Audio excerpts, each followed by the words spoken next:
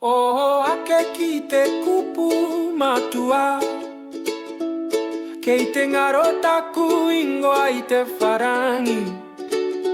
Puke tonu I te taha o te kuaha, ka ore I utu a te tikiti.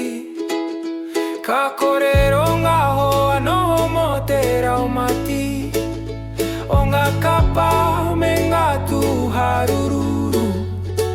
Ka parakatihi a hau I te huarahi taraiwa, e puehu e piri ana ki o kuringa. Iho atu e a hau aku taima ia o mai a wiu, te kukupai runga I te rai mapakaru ka whai ai aporovero ki tau whiti. I mau koe e I taku na makatai ka haea e koe I taku kiri. I heke mai I te tanan, karite ki a hau ka ore anō.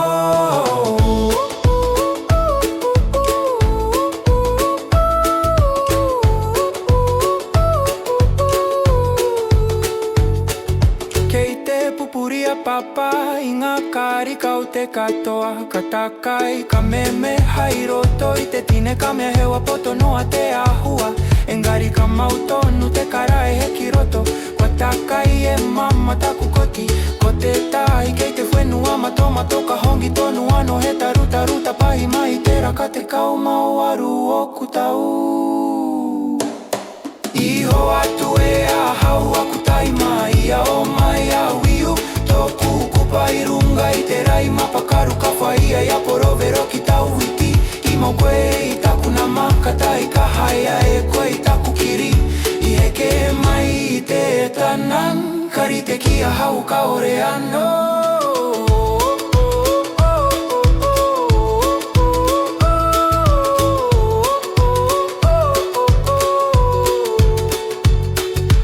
Ko te tai ko pereki noi Mumbai, ko tai te matanga o Ari Perth. He korero rane I roto I ngā ruma, kei hea te ine nui atu I te utu. Ka whakamaru a hau I te puku I raro I te tohu tiriti e kori ana ka rongo tonu I te mano I momoe a hau. Kia ki te tonu koe I taua tohu I a hau.